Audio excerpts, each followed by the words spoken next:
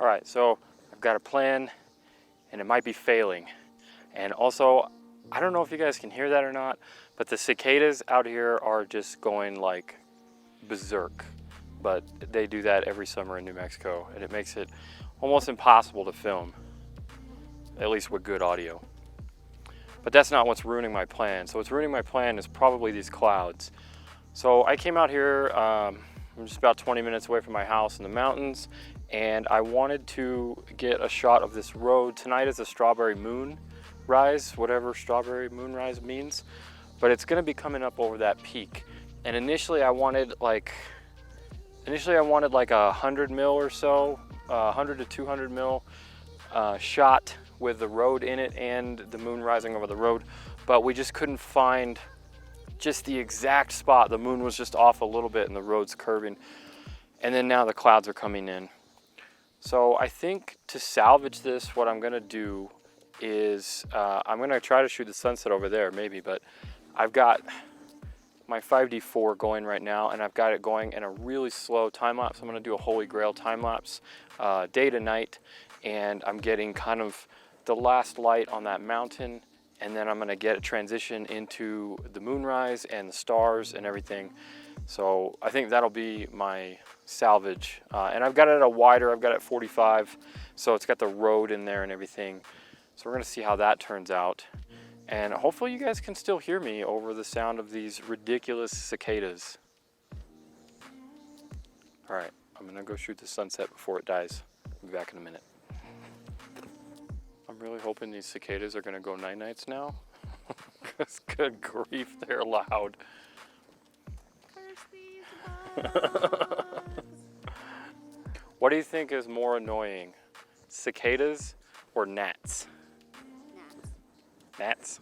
I can put in earplugs and ignore the cicadas. Just let them be. Yeah. Gnats are like that, like You got shorts on too. sibling that's like in your face. Like, I'm not touching you. I'm not touching you. And you got shorts on too. Brittany's wearing shorts right now.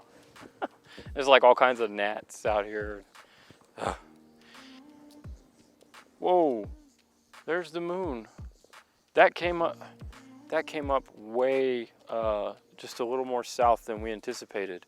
So I looked it up on my phone, and I used the I used Sun Surveyor, and that's an augmented reality thing. So I don't know if you can see that. Can they see that, Brittany? So basically I use this program, and if you see, there's where it says the moon is right now, but you can see the moon. It keeps shifting, so it's really difficult to gauge. But anyways, the moon is popping out from behind those clouds, so I'm gonna go run and grab my 400 real quick and get some cool moon through the cloud shots.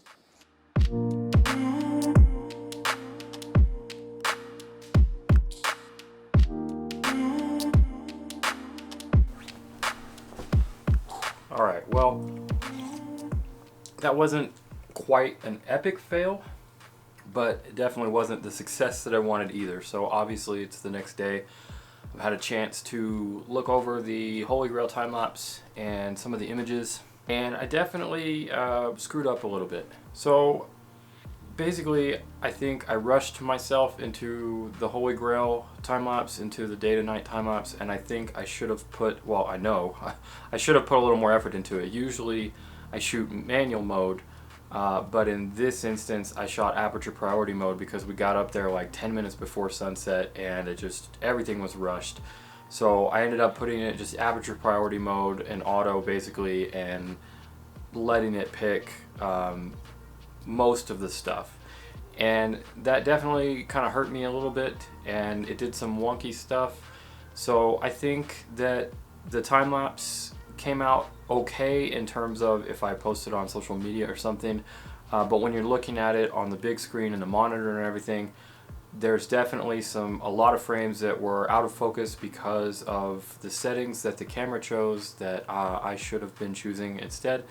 And there was a couple other wonky issues, a lot of camera shake.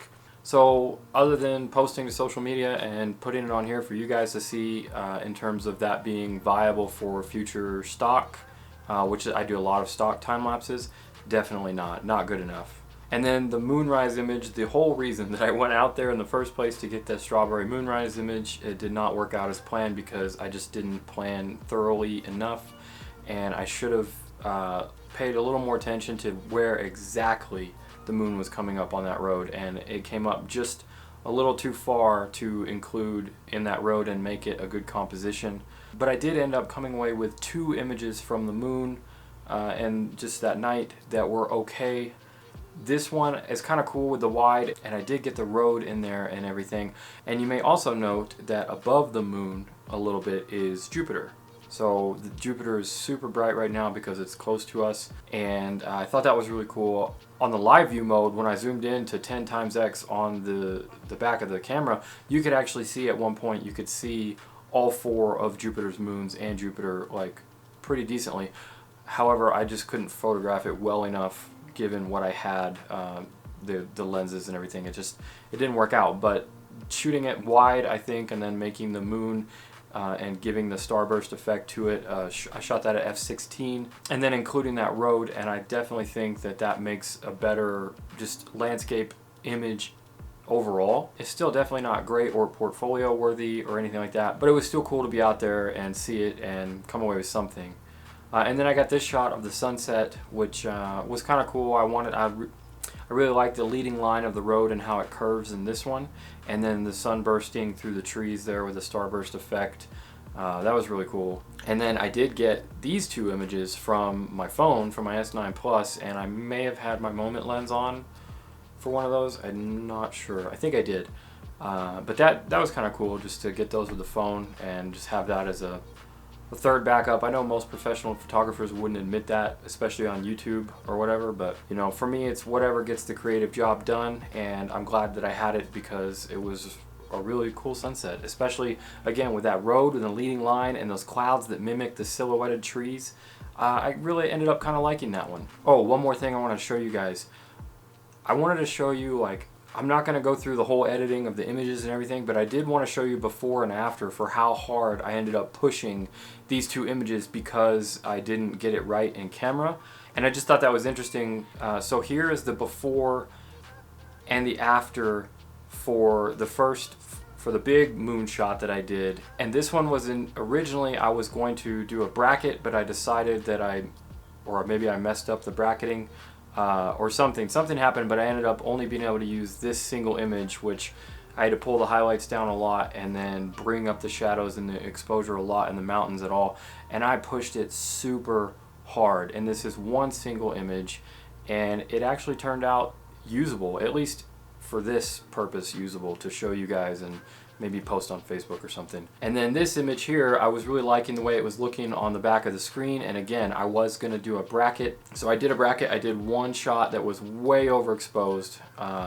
It was like f11 6400 ISO 25 seconds or something, like super bright, and it ended up being too bright and I had to tone it down a little bit, but it was still bright enough to get really clean road and mountains and foreground. And then I blended that with the upper shot of the moon at f/16 ISO 640 and 25 seconds. So I blended those 2 images together, but I put a lot of work into like making it usable at all, and I didn't think it would be, and I actually kind of like how that turned out, so I think that looks pretty good.